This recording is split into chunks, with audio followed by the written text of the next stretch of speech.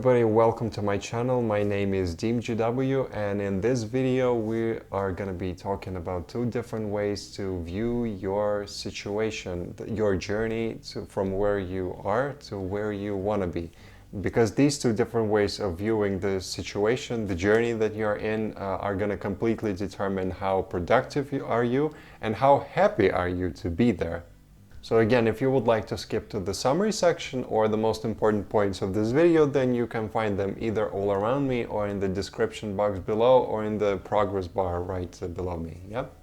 Alright, so let's get started. I'm going to tell you these two different perspectives right away. And the first one is, you can call it either a fighter or a mountain climber. Yeah.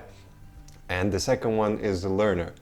I got this idea when I read the really nice quote of Nelson Mandela. He said that I don't ever win or lose, I either win or learn.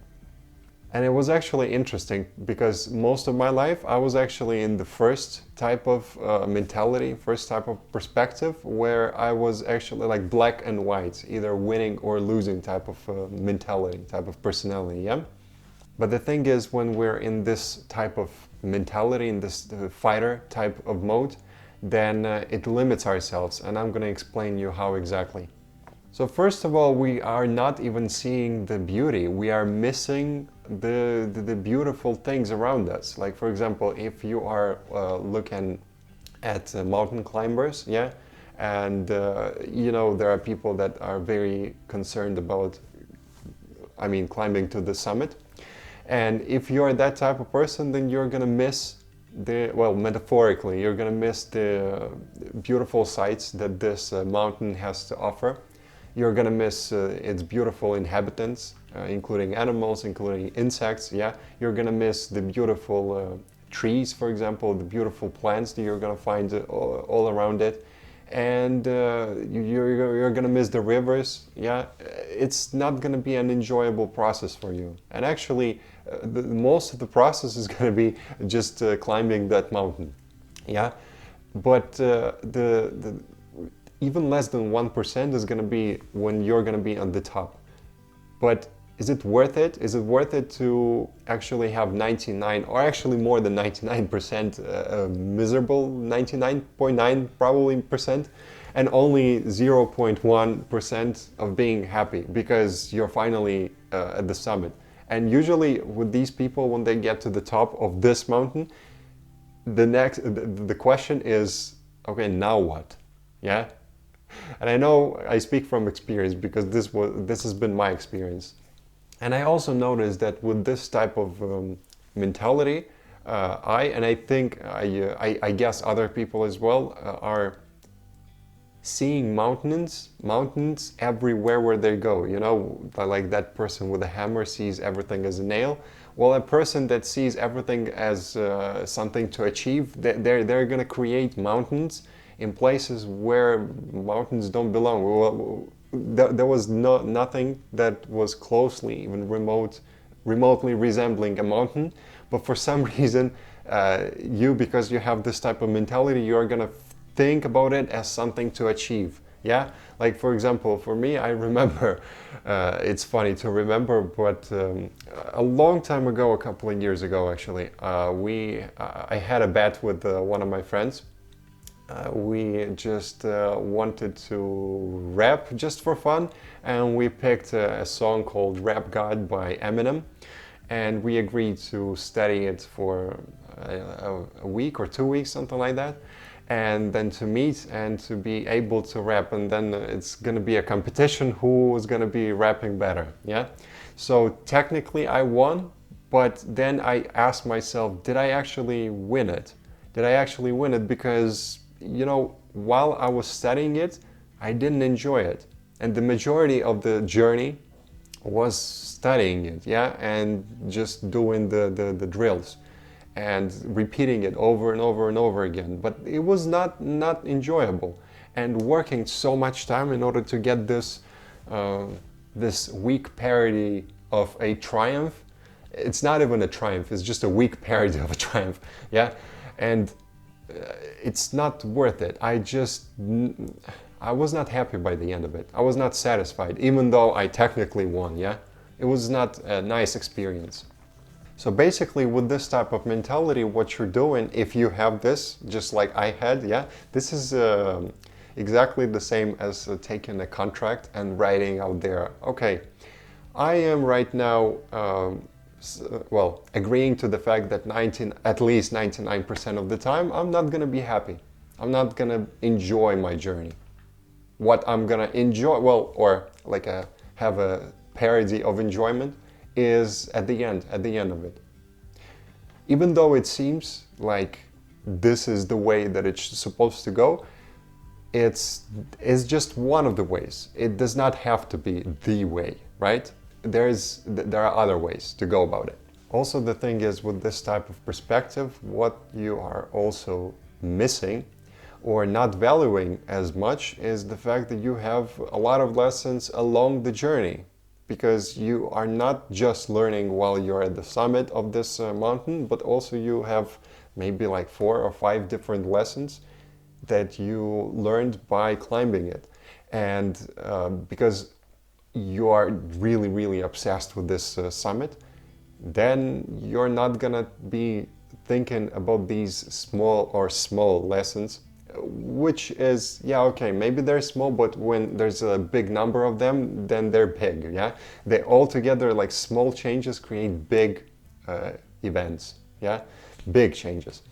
And you're not really valuing them, but they are actually valuable, and I would say even more valuable, because it's a lot of them, not just one insanely big one, yeah? But it's just like I heard a story of, that was probably a legend or something. There was a very big, powerful tree, yeah? Very tall and very thick and very old. And it was able to survive at least 11 strikes, lightning strikes, yeah? However, it died. In the end, it died. And why did it die? Well, because of maggots, of small, little, tiny insects that were eating them very slowly but surely. Yeah. Well, in this case, it's kind of negative, but you can use it as a positive as well. Yeah. If you want to achieve something, then it's not just done by big blows, but also by something small. Yeah.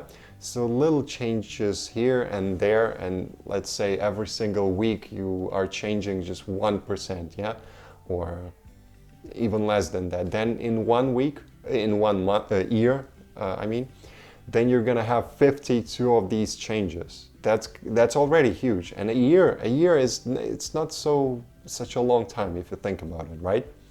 Another thing why it's limiting is because it's a low vibration. It's the vibration of fighting, the vibration of subjugation, the vibration of domination, yeah, and the vibration actually of distrust. But we're going to talk a little bit later about this. But when you are fighting very much, and that's all that you're thinking about, and achieving, and fighting in order to achieve, if that's what you're doing, then you're feeding it. And when you're feeding it, it becomes bigger. And we get in life whatever we focus on. Not whatever we want, but whatever we focus our attention on. And also whatever we are. We get in life not what we want, but what we are. And we are what we focus on most of the time, yeah? And you know what? I think that people that achieve goals, however, they are still having this fighter or mountain climber type of perspective, then they achieve those goals despite this perspective, not thanks to it, yeah? Because I think this perspective is not very productive in the long term. Maybe in the short term, it could be somewhat productive, but not in the long run, no. Another thing is that it's quite an unfriendly position if we think about it. It's basically, think about it, you don't like it, you don't want it. It's basically you're saying that, this goal, I just want to get rid of it. It's like something that annoys you. It's like an errand or something that bothers you. And when you achieve it, then finally, you can just let it go, yeah? You can release it as if it's something that you really wanted to not have to eliminate out of your life, yeah? In this case, you might be quite productive because this is something that is bothering you and it's there with you right now, yeah, and it does not leave you alone. Then in that case, you might be more productive, but it's not going to be fun. And what's the point of doing something if it's not ultimately bringing you joy?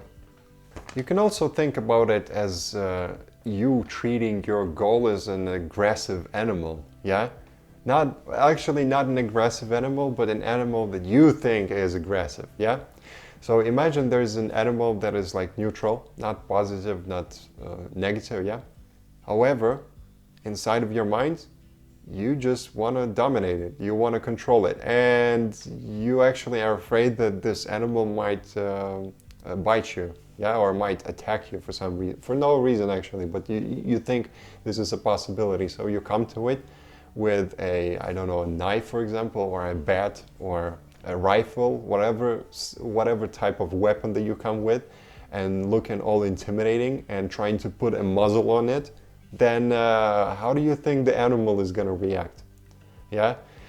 Animals are gonna, and by the way, this animal that I'm talking about, this metaphorical goal type of animal, is a reactionary animal. So it reacts to it. It's basically like a mirror. So you come to it with a smile, it's gonna react with a smile back. If you come to it with fear, it's gonna react with fear back. Or if you come with aggression, then it's gonna be aggressive towards you. So it's you're the starter, not the animal, yeah? So when you come to the animal like this, then how do you think that this animal is gonna react? And I know that in real life it might make sense sometimes if you come to an animal that, for example, is ill and you are afraid that the animal might give you rabies, yeah? But this one is a metaphorical animal, the animal of goal, so to speak. And by the way, that also means that you don't trust it. You don't trust this animal to be friends with you just like that. You just want to dominate it because you're afraid that otherwise it's not gonna accept you. It's not gonna be present in your life. For some reason, you think that the best measure to take is to be aggressive, yeah? With this type of mentality. And when you're not trusting this animal, you're not trusting life, you're not trusting the universe. And the universe is like a mirror again. And if you're coming to it with distrust, guess what you're gonna get back? And you're the one that started this distrust, actually. And another thing is that it becomes really super, ultra duper, hyper important to you, yeah? And when something is extremely, extremely important to you, then what is happening? You're trying to perform extra well because it's important, right? And what is that supposed to mean? Well, that's perfectionism. What you're doing is you develop this perfectionism with this type of personality, and that gives you a lot of other limitations and a lot of complexes and a feeling of like you don't deserve it because you're not perfect. But you cannot be perfect because you're human, because humans are not perfect. You see what I'm saying? It makes no sense. And it's very difficult to sustain over a long period of time. And now moving on to the second, and in my opinion, actually a more productive and superior type of way of seeing the world, type of perspective, is when you are seeing it as either winning or learning. So it's never losing. Yeah, and what is so good about it is the fact that you do not attach yourself to the end goal. Yeah, you're okay with goal being accomplished or not accomplished. That does not really matter because you're never gonna lose anyway, because remember, there's no loss there. You are gonna learn in that case, yeah? So imagine yourself being in a situation where, or in a perspective where every single thing is either winning or learning. How would that feel? That would be very easy, like a lot easier, and with a lot less things at stake, yeah? So your worth, for example, is not at stake, yeah? Your self-respect is not at stake, as opposed to the first type of perspective. Because when you are losing there, then for some reason you think that your worth needs to go down with it, it needs to plummet there. But it does not have to be the case. This is just one way of seeing the world, and then there's just another way to see the world, and you can just choose between them. It's not either or. And by the way, if you're choosing to see the world from the second worldview, it does not mean that you have to stay there all the time. You can always go back, even though I don't think you will ever want to go back. But just in case, just for your ego to know that it's always a possibility. It's not either or, because ego likes to think usually in either or type of way. So anyway, not attaching is a good idea, because let's think about it. When you attach to something, is usually meaning that you are afraid of actually losing it. That's why you're holding onto it so much. Yeah? And you're not really trusting the universe, and you're also saying that you are not having it. So you're radiating bad energy, bad vibes, low vibration. Yeah? And you can think about it as a mug, for example. If you take a mug, yeah, and you put it on the table, are you going to be holding on to that mug because you think, oh, it might fall? Well, if you don't put it right on the side, on the edge, then you shouldn't be afraid, right? Because the laws are in place, the gravitation. Nobody canceled gravitation, right? And gravitation is going to be here as long as the Earth is alive. But imagine a person that is putting this mug on the table and is just holding onto it. Well, you're going to think that this person is kind of silly, right? Kind of silly, because why would you do this? If you trust the fact that gravitation is going to do its work. But it always does its work, and nobody does this. But in real life, we sometimes do this. We are holding onto our thoughts. We're holding onto our beliefs of how the world should be. And we are afraid that it might go away. Therefore, we are attaching to it. Therefore, we're the same weirdos that are holding onto that mug for no reason, even though it's not gonna leave us. It's not even thinking of leaving us, yeah? But the more you hold on to it, the higher the chance of it actually leaving you, because you're vibrating, you're radiating this energy of I don't have it. The more you radiate energy of anything, the more you get this anything. So you radiate I don't have it, well then guess what you're gonna get more of? I don't have it, yeah? It's the same principle as with the mirror. Also, when you're attached to one idea of how the world should go, then you are actually becoming more and more blind to the other ways of how the world can be, yeah? And in the second type of perspective, you are going to be more flexible type of person that is going to be able to change his or her opinions on the spot whenever they see that the world is not the way that he or she thought that it's supposed to be. If it's something else, then they're not gonna hate the world for not being the same thing that their little concepts, their little ego minds with their concepts are postulating that the world should be. However, in the first case scenario, in the first type of perspective, this is going to be the case. So the first type of person is more of the one that tries to change the world to fit their idea of reality, and the second type of person is just trying different methods and trying to see what is the method that is most like the closest to actual reality. Yeah. And also the good thing about that second perspective is that you are not afraid. You're not afraid of losing. You're not afraid of losing because you're not attached to it, right?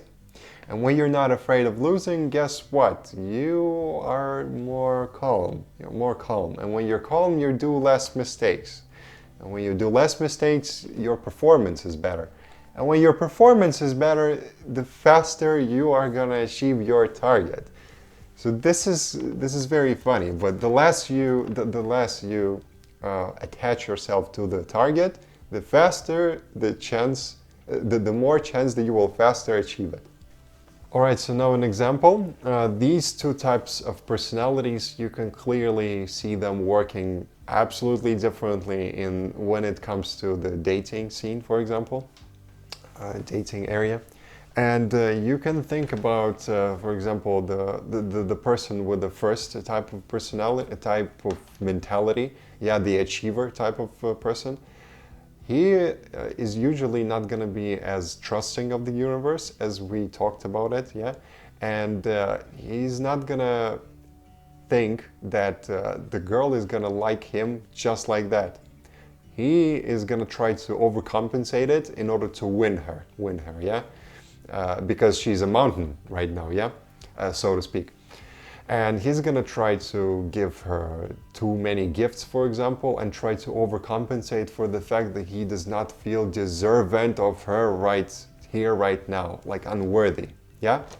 As opposed to the second person, the second perspective. And that is gonna be when the person is not really attached. He's not attached because he does not have this I either win you or I lose you type of personality, yeah? Even if I lose you, then I'm not gonna lose you. I'm gonna gain learnings. I'm gonna gain some kind of knowledge, yeah? That I'm gonna be able to use in the future, hopefully, to be somebody else, to upgrade myself. Because all knowledge can be used in order to, the majority of knowledge that you get out of these so-called failures, you can use in order to make yourself more accustomed in the future, so you have less anxiety while you're doing it next time. Plus, you have some kind of information. Knowing what not to do is as important, sometimes, or even more important than knowing what to do. Yeah. So the difference is going to be very massive between those people. The second person is not going to think about it as such an important event, yeah? Okay, I have to get this girl. I have to be with her. She has to be my... No. He's not going to be as tense. He's going to be more relaxed. And because of that, when you're relaxed, guess what? You can be more authentic. This is natural. It's going to be very easy for you to be authentic, as if you are alone, just like this. And usually people are attracted, just any person is usually attracted to authenticity. So as you can see, the difference here is absolutely massive, and it's the difference of night and day. Alright, so that was it. Thank you very much for watching this video. I really hope it was helpful, useful, informative. And if it was, then please give it a like and consider subscribing for more videos like this. And if you think that this video can help somebody else, then please share it with them and maybe they're going to benefit from it. If you have any questions or suggestions, then please let me know in the comment section below. And here is the summary, and see you in the next video.